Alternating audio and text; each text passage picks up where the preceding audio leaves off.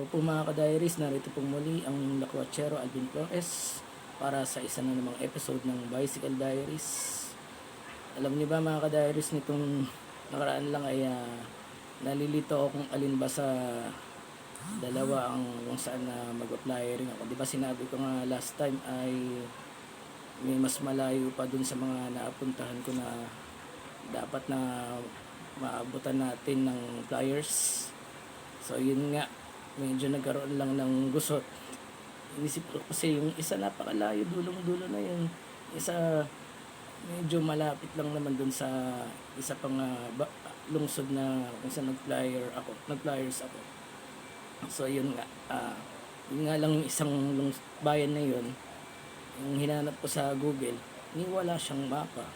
So importante pa naman yun pagka nagdo-document ako. Yung isang napakalayo, yun pa yung may mapa. Mukhang good problem nga ito. Butin lang yung isa kong kasamahan ay napagtanungan ko, tama nga, matao rin pala yung lugar na yun. Dun sa isang lugar na malapit dun sa lungsod na yun. So abangan nyo na lang kung saan ako magdi-distribute ng flyers ng Senate Bill 1869. So ano pang hinihintay nyo, yung mga kasamahan ko dyan na patriots, freedom fighters, truthers, kilos-kilos na, wag lang puro tayo sa social media. Lumabas naman kayo at mag-provide na kayo. Hindi naman, alam ko naman na yung iba hindi naman ganun kayaman na magpo-provide o makapag-print ng flyers. Pero kahit ilang peraso lang ay kayang-kaya nyo yan, kahit ilan lang ang mabigyan nyo sa inyong lugar. So ayan, ano pang hinihintay natin? Abangan nyo na lang mamaya pagka nakapunta na ako doon. So tara, larga na tayo. I'm falling on my knees, please forgive me. I'm begging for mercy, please release me. I'm fighting for my soul right now, fighting for my soul right now. I'm tired but I won't back down, tired but I won't back down. Yeah, ain't nothing worse when you fall face down in a rut, can't come back now. Yeah, ain't nothing worse when you fall face down in a rut, can't come back now. Be your 2 feet first, try to speak out but your voice ain't heard. I know you hurt, I see that pain. Wake up but the cycle won't change. I figured out that's how depression's made. Sit still, slow down, look shame in the face. Look right to the demon that was making me become a list of the things that I hate to see. I did it angrily, lost myself, found out that really ain't the way to be. I'm grateful that I fell down on the way up, and I don't need to say much. No longer feel that I hate love, I just keep to myself and I won't judge. All I ever wanted was to feel alive.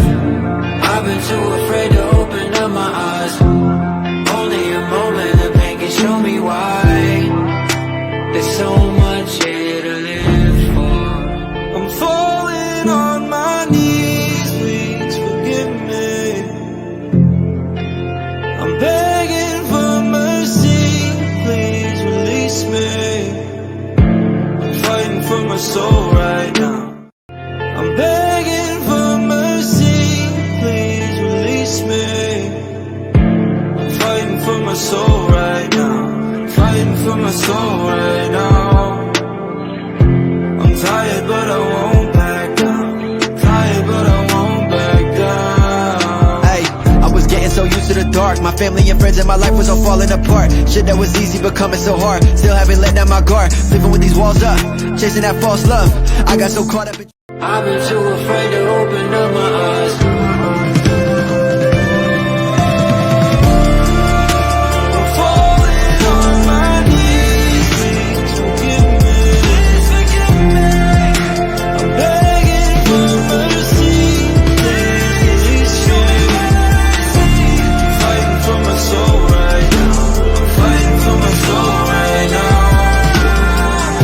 I'm tired but I won't back down.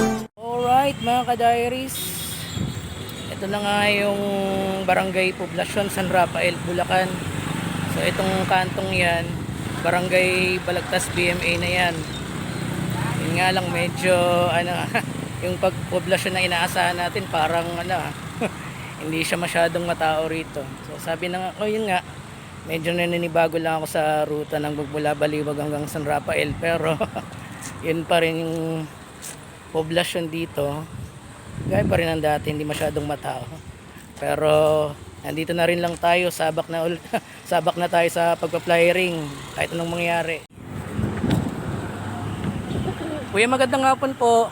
Abutan ko lang po kayo ng flyers about sa Senate Bill 1869. Yan po yung kasalukuyang panukalang batas na pinapasa ng mga senador, pero sa awa ng Diyos, pending pa rin yan. Marami kasing grupo na tumututol dyan. Delikado po yung provisions niyan. Pagka nasa batas po yan, only lockdown, only turok, only booster pang mangyari niyan. Nandyan din po yung mga information ba't hindi dapat siya sa batas, pati yung mga adverse effects ng mga naturukan dati nung bakuna.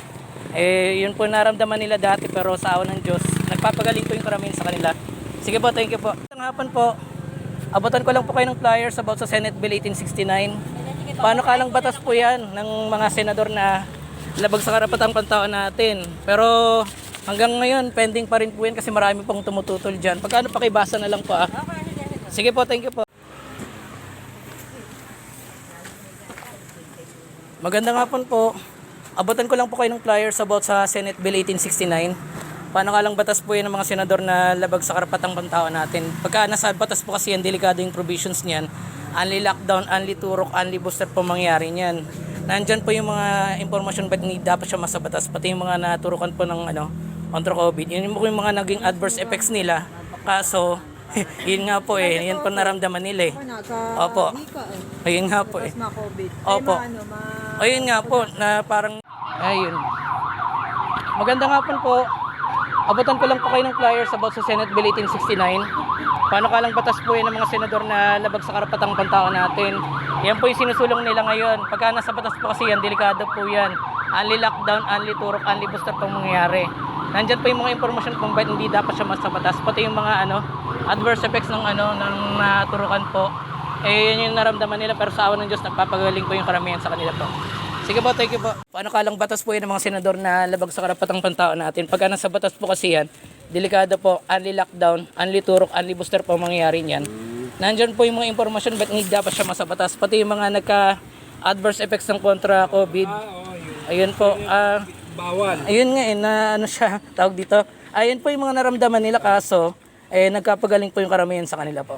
Pakibasa na lang po. Sige po, thank you po. Paano kalang batas po yun ng mga senador na labag sa karapatang pantao natin? Pagka nasa batas po kasi yan, magkasama po ba kayo? Kahit isa na lang po.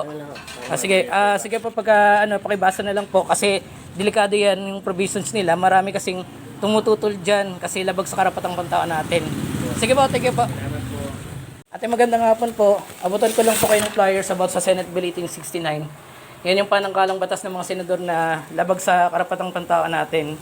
Marami na rin tumututol dyan kasi nga, mas matitindi pa yung maging restrictions. Pero buti na lang, nakabalik na tayo sa normal kahit papaano. Pag nasa batas po yan, only lockdown, only turok, only booster pa mangyari niyan. Nandyan po yung mga informasyon kung bakit hindi dapat siya sa batas po. Sige, thank you po. Magandang hapon po ate. Abutan ko lang po kayo ng flyers about sa Senate Bill 1869. Paano kalang batas po yun ng mga senador na labag sa karapatang pantao natin? Pagka nasa batas po kasi yan, delikado po, only lockdown, only turok, only booster pa mangyari niyan. Nandyan po yung mga information ba't hindi dapat siya sa batas. Pati yung mga nagka-adverse effects nung nakaraang turokan, yun yung naramdaman nila, pero sa awa ng Diyos, nagpapagaling yung karamihan sa kanila po. Pagkaan pakibasan lang po. Thank you po. Ate, magandang hapon po. Abutan ko lang po kayo ng flyers about sa Senate Bill 1869. Paano kalang batas yan? Ano lang to, libre to. Pagka pakibasa na lang po. Lagay ko na lang po dito ha. Kaya bigyan ko na din kayo ng Senate Bill 1869. Pagka may oras po, pakibasa na lang po. Ayan po. Thank you po. Kuya, magandang hapon po. Abutan ko lang po kayo ng flyers about sa Senate Bill 1869. Paano kalang batas po yun ng mga senador na labag sa karapatang pantao natin? Pagka nasa batas kasi yan, delikado po, only lockdown, only turok, only booster pang mangyayari niyan. Anyway, estudyante ko pa kuya, no? Matanong ko lang kung bakunado ka na ba? COVID? Ilang dose kuya? Dalawa po. Dalawa. Pero hindi ka na nagpa-booster? Hindi na. Bakit hindi ka nagpa-booster? Parang yung parents mo yung nag-decide na huwag ka na lang pa-boosterin. Pero pagkatapos ng maturukan, anong naramdaman mo? Nung una po, wala pong siyang Walang epekto. Nung pangalawa po, nagkaroon po ang lagnat. Lagnat, parang nagkaroon ng talagang adverse effects. Pero buti yun na lang naramdaman mo at saka at least naka-recover ka. At least ano naman, hindi ka naman agad nagkasakit pagkatapos nun. Hindi naman. Hindi na agad na nasundan. Okay na nung sumunod na mga araw. Sige, thank you. Parang dyan, maski man tayo mga ordinaryong citizen, ayaw din natin yan, yung mababalik ng restrictions, mas titindi pa. Ngayon nga lang tayo nakakabawi sa pagkalugmok sa yung economy natin. Magkasama po ba kayo? Pakibasa na lang po. Sige po, thank you po. Second chances always seem to go and let you down. The more you give, the more they take, and they don't come around. I search for answers, but they never seem to come around. What goes around comes back around. Hey, comes back around. Finally mga ka-diaries, sa wakas na tapos din. Akala ko hindi mauubos ang flyers natin dahil walang masyadong tao na dumadaan dito, pero nakatsyempo tayo. So nandito tayo sa isang simbahan sa San Rafael. So yung nakikita yung rebultong yan, yung rebulto ni San Rafael Arcangel. So nandito nga tayo sa isang simbahan sa poblasyon San Rafael. Ayan. So ang katapat naman ito, yung isang school, which is Colegio de San Juan de Dios Incorporated, na matatagpuan din syempre sa Barangay Poblasyon San Rafael, Bulacan. So ayan, medyo umuulan, mga ambon-ambon at maaraw pa. So mukhang ewan ko lang kung may susunod pang flyering ito. Baka sa susunod nito iba naman ang i-distribute nating flyers, pero kahit ganun pa man ay tuloy pa rin ang ating advokasya. So maraming salamat po, Kita Kids, hanggang sa susunod nating pagpa-flyering at God bless. I'm tired of running with no end. The world shakes, feels like sinking sand, and my heart weighs heavier each day. I'm running out of words to pray, and I don't want. Give me your eyes to see. Give me a song to sing. Give me your heart to know that though I sow in tears, joy will come for me. Give me your heart to know that though I sow in tears, joy will come for me.